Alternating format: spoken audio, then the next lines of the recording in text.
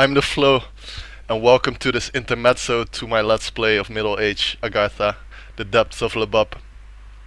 So, first of all, it took a long time for me to record the next episode.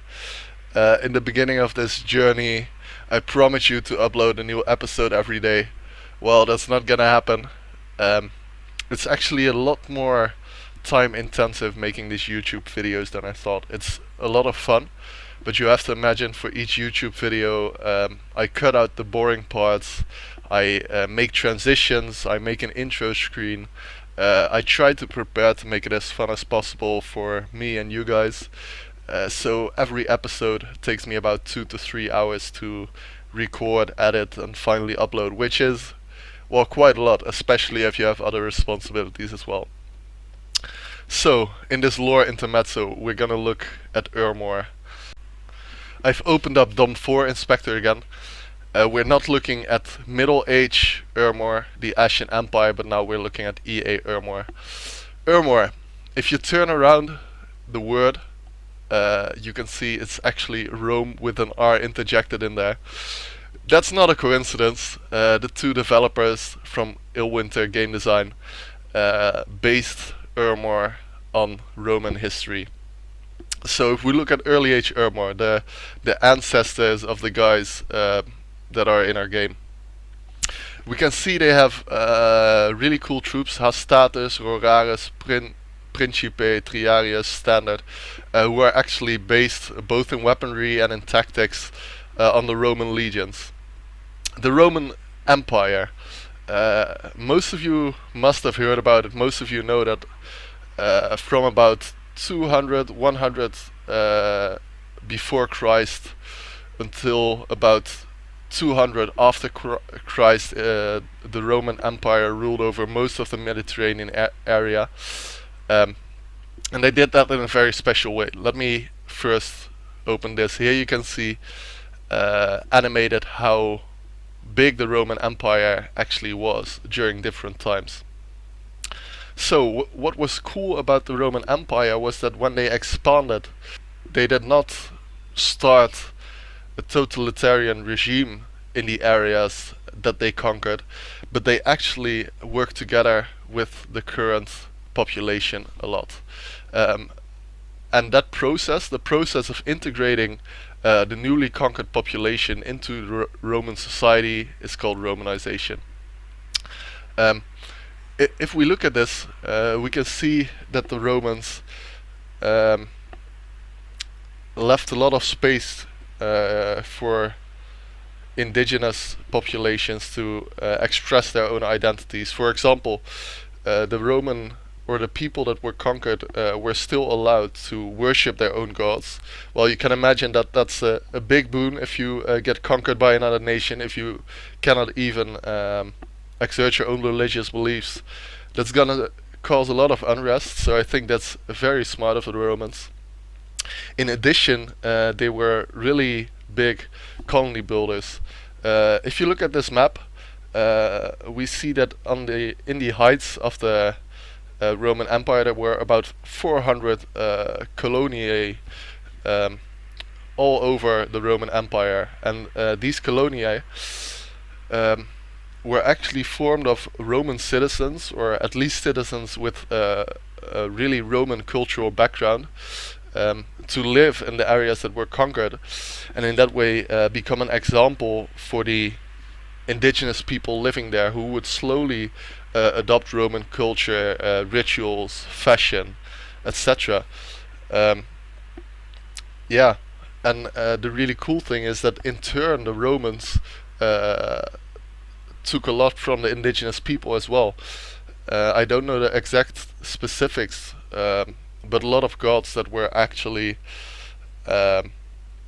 worshipped natively outside of the Italian area were later in the Roman eras also worshipped within the Roman Italian cultural centers because of this diffusion of belief.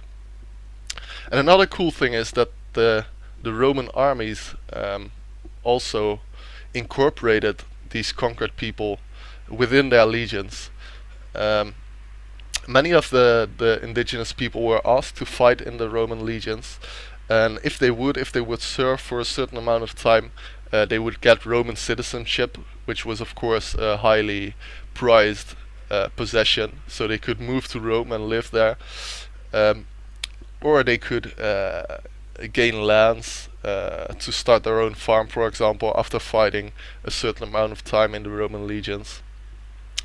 And in this way, the Roman legions, as they expanded and expanded, as you can see on this map, the culture actually started to diffuse and diffuse and diffuse. And this diffusion had widespread consequences. First of all, in the earlier times, everybody living within the Roman Empire truly had a love for Rome, a love for the empire, and wanted to see the empire flourish. In later areas, when the area was bigger and the culture was more dispersed, it became a lot harder to manage the Roman Empire, and it also meant that the Roman legions didn't actually have any allegiance to Rome itself. You can imagine that if you lived as a Batavian barbarian over 2,000 years ago, well, somebody came to your house and said, well, you can fight in the Roman legions, and if you fight with us for 25 years, we're going to give you a piece of land. Maybe you'd accept. Maybe you'd fight in the Roman legions. But then, when you're on a campaign, you haven't actually ever seen Rome yet. You have no love for Rome whatsoever. The only love you have is maybe the love for your commander and the love for that piece of land that you might get in 25 years.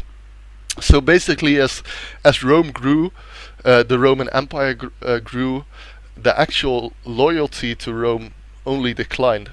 And this led to, after the birth and death of Jesus Christ, it led to a lot of division within the Roman Empire, and a lot of emperors or commanders who actually marched onto Rome itself with their legions because they wanted the power that Rome could give.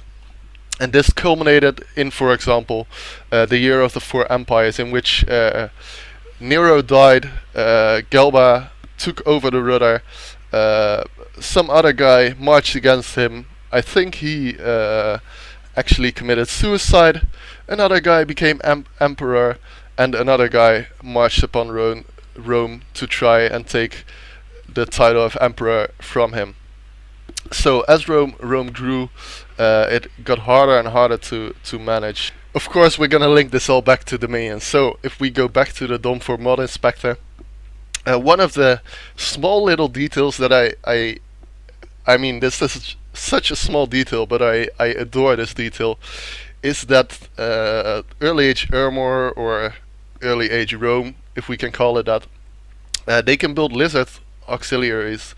They're mostly based on the real Roman legions, but these lizard auxiliaries are soldiers of Cetis fighting in the Roman legions, which is of course a nice link to the barbarians who actually fought in the Roman legions. Before we go to Middle Age Ermor, the actual nation in our game, I just want to tell you about these Augur elders, who are magic masters who actually studied in Cetis, one of their subjugated nations, to find out more about death magic.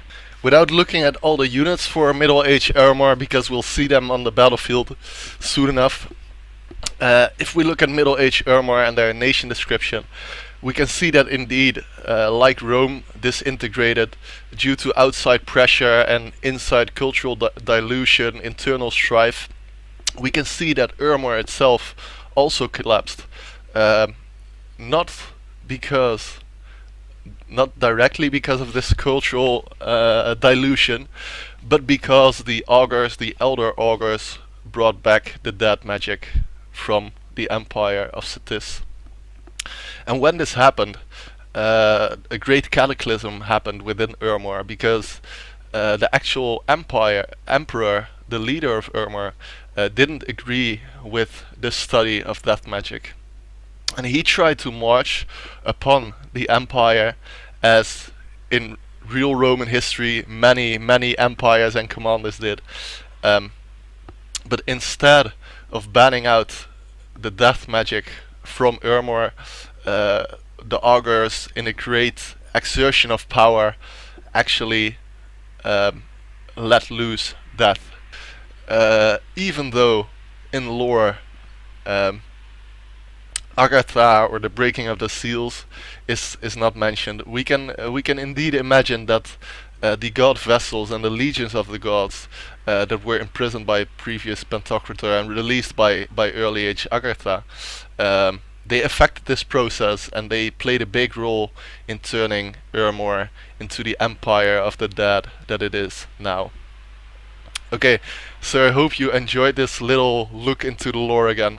As always, all my links, all my sources are in the description.